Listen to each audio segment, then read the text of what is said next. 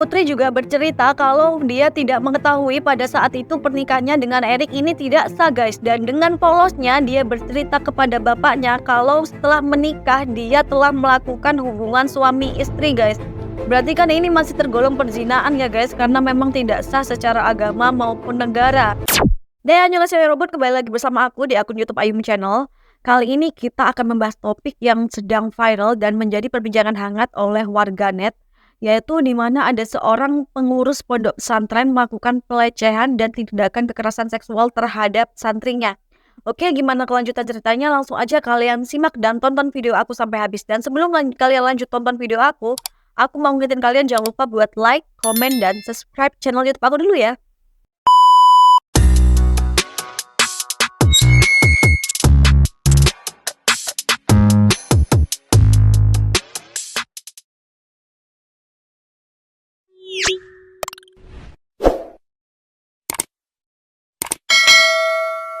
Oke guys, jadi baru-baru ini netizen dihebohkan dengan adanya video yang beredar di media sosial, di mana di dalam video itu berisi tentang seorang bapak-bapak yang menangis secara histeris ketika dia menuju ke sebuah polres yang ada di Lumajang.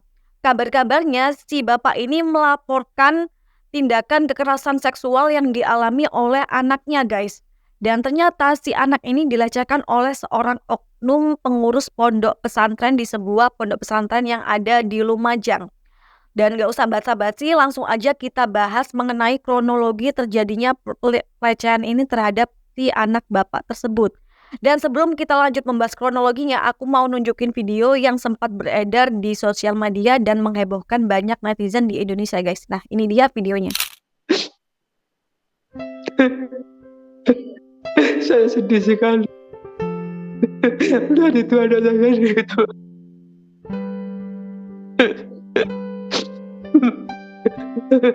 Hancur hati saya.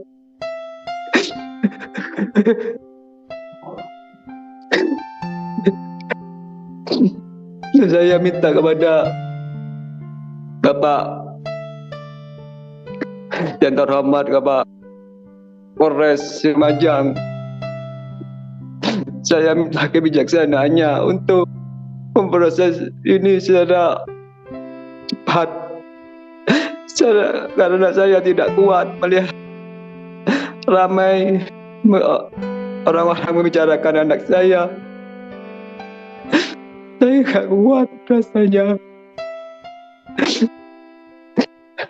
Nah, itu dia tadi video yang viral dan sempat menghebohkan netizen di Indonesia. Jadi guys, sebelum aku lanjut membahas tentang kronologi, aku mau jelaskan dulu tentang Bapak Matrokim, di mana Bapak Matrokim ini adalah bapak dari korban yang kita sebut saja sebagai Putri. Jadi Bapak Matrokim ini mempunyai anak bernama Putri yang mana pada saat itu berusia 16 tahun guys. Si Putri ini anaknya memang sangat introvert dan dia jarang berbicara atau berkomunikasi dengan orang tuanya guys. Pada saat itu si Putri ini bekerja di sebuah toko yang ada di Probolinggo. Jadi dia pulangnya PP gitu ya guys ya. Nah, pada saat itu si Putri memang tinggalnya bersama mbahnya, tapi masih berdekatan dengan rumah orang tuanya guys. Memang si Bapak Matrokim ini kerjanya dari pagi sampai sore guys. Jadi ketemunya sama si Putri ini cuma di malam hari aja. Bapak Matrokim juga menambahkan bahwa si anaknya ini memang sangat lugu, polos, dan jarang berbaur dengan masyarakat sekitar rumahnya ya guys. Oke, singkat cerita kita membahas tentang terbongkarnya kasus ini guys. Jadi kasus ini tuh terbongkar berawal dari ada salah satu saudara Bapak Matrokim yang pada saat itu datang berkunjung ke pondok pesantren. Sampainya di pondok pesantren, saudara Bapak Matrokim ini dikejutkan dengan adanya isu bahwa si Putri ini telah hamil dan telah menikah siri dengan salah satu anggota pengurus pondok pesantren guys. Karena mendengar kabar buruk tersebut, akhirnya si saudara Bapak Matrokim ini memutuskan untuk pulang dan menyampaikan kabar buruk tersebut kepada Bapak Matrokim.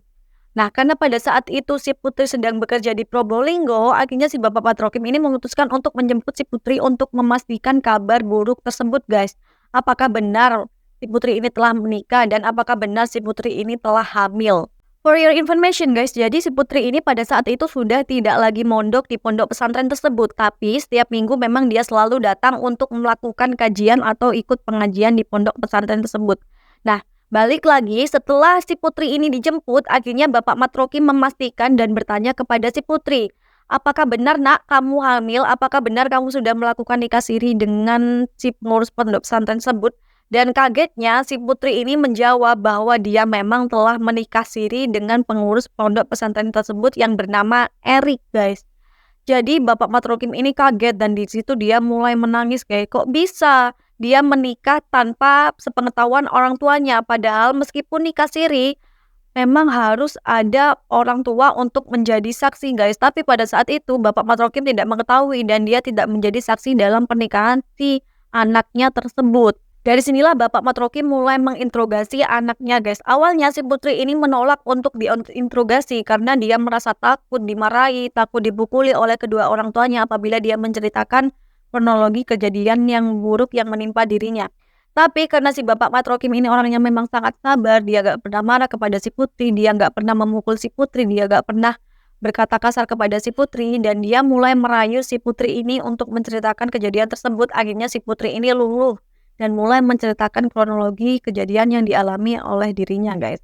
Nah, si putri ini bilang kalau dia mulai mengenal Erik berawal dari kajian-kajian yang diikutinya di pondok pesantren selama 1 minggu sekali tersebut. Dan dari situ si Erik mulai meminta nomor WA si putri, guys. Tapi berulang kali si putri ini menolak karena si putri tahu kalau si Erik ini telah memiliki istri dan anak. Tapi di sini si Erik ini masih kekeh untuk meminta nomor WA si putri. Dan pada saat itu karena sudah ditolak berkali-kali, akhirnya si Erik ini meminta nomor si putri melalui temannya, guys. Sedikit informasi, ternyata pada saat itu si Erik ini berusia sekitar 35 tahun. Sedangkan seperti yang kita ketahui, si putri masih berusia 16 tahun ya, guys. Nah, balik lagi ke cerita yang tadi. Setelah si Erik ini mendapatkan nomor WA si putri, dia pada saat itu mulai menghubungi si putri. Mulai dari pengiriman chat, pengiriman voice note, dan beberapa kali dia mulai berani menelpon si putri, guys. Awalnya si putri ini mulai merasa risih karena seperti yang kita ketahui, Erik telah memiliki anak dan istri, guys. Tapi karena pada saat itu si Erik masih mempunyai jabatan yang cukup tinggi di pondok pesantren tersebut dan si putri ini anaknya sangat lugu dan polos, akhirnya dia merasa takut dan mulai merespon chat-chat si Erik, guys. Setelah chat ini berlangsung cukup lama, si Erik ini mulai berani mengajak nikah siri si putri, guys. Awalnya si putri ini sangat menolak karena dia takut sama orang tuanya.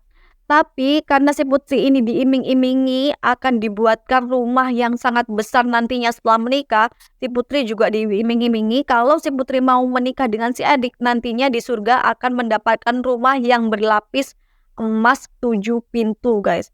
Akhirnya karena si putri ini memang anaknya penakut dan juga dia sangat agamis, akhirnya dia mulai menerima permintaan Erik untuk menikah siri dengan dirinya, guys. Saat diinterogasi, putri ini juga menceritakan bahwa telah menemui Erik beberapa kali. Tapi Bapak Matrokim tidak merasa curiga karena memang kan setiap minggu dia selalu mengikuti kajian di pondok pesantren. Dan saat ke pondok pesantren dia selalu dijemput oleh teman perempuannya, guys. Dan ternyata teman perempuannya ini adalah saudara si Erik. Jadi teman perempuannya ini memang disuruh si Erik untuk menjemput si putri agar nantinya bisa ketemuan dengan si Erik di rumah temannya yang bernama Hendra, guys. Di sini putri mulai bercerita kepada bapaknya kalau si putri ini mulai tergiur atas imbalan yang diiming-imingi oleh si Erik tersebut, guys. Dia tergiur nantinya kalau akan mendapatkan rumah beserta surga apabila menikah dengan si Erik.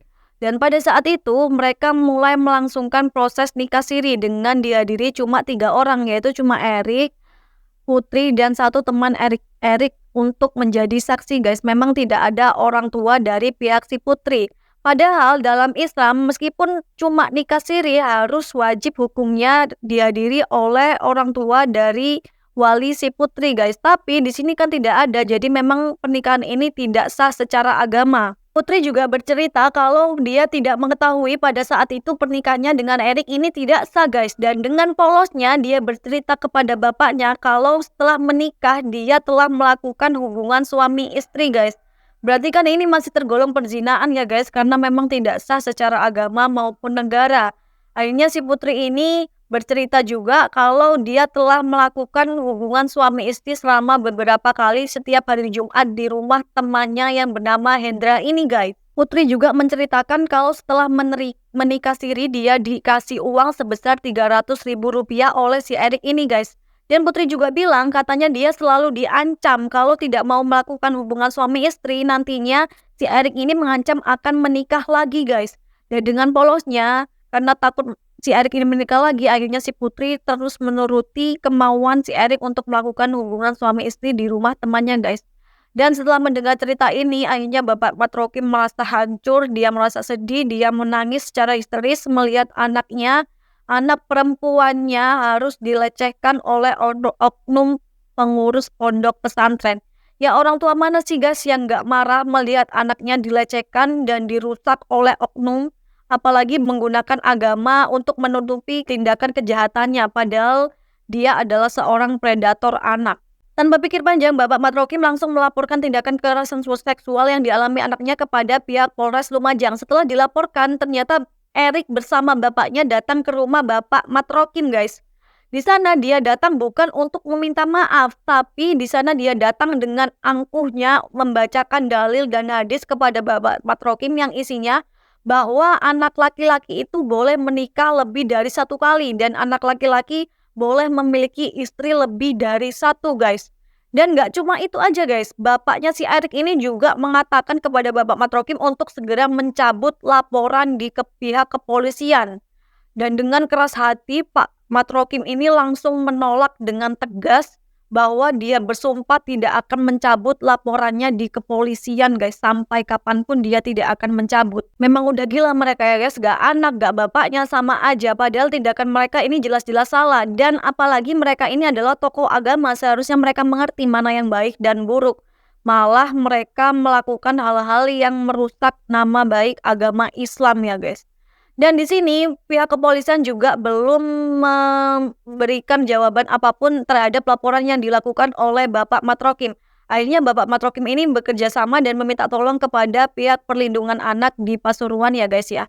Nah setelah mereka bekerja sama, akhirnya pihak Polres ini mulai memproses hukuman terhadap si Erik ini guys. Dan si Erik ini beberapa kali mangkir dari panggilan polisian. Karena si Erik ini selalu mangkir dari panggilan pihak kepolisian, akhirnya pihak kepolisian turun langsung untuk menangkap si Erik guys. Dan alhamdulillahnya si Erik ini sudah ditangkap oleh pihak kepolisian dan akan diproses secara hukum. Dan kabar-kabarnya si Erik ini terancam hukuman 15 sampai 20 tahun penjara.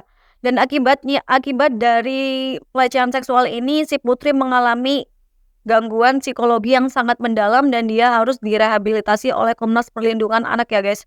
Dan kabarnya si Putri ini juga mengalami trauma yang sangat berat karena adanya pelecehan seksual tadi yang dilakukan oleh si Erik. Dengan adanya kasus tadi, semoga kita bisa memetik pembelajaran tentang banyak hal ya guys. Salah satunya adalah jangan pernah menyalahgunakan sebuah jabatan, apalagi seperti Erik tadi, di mana dia adalah salah satu tokoh agama yang seharusnya memberikan contoh yang baik kepada masyarakat banyak. Bukan malah menggunakan jabatan untuk melakukan tindakan kekerasan seksual terhadap seorang santri ya guys. Dan buat pihak kepolisian apabila menghadapi kasus seperti tadi, segera diusut, jangan sampai dibiarkan berlarut-larut agar tidak menyebabkan atau tidak menimbulkan korban-korban anak berikutnya. Oke guys, sekian dulu dari aku. Mungkin tadi aku banyak salah penyampaian informasi, kalian boleh koreksi di kolom komentar ya guys. Dan buat kalian yang punya cerita pribadi dan pengen ceritanya aku up, kalian boleh chat di email yang ada di link deskripsi bio aku. Dan thank you so much for watching. Bye-bye.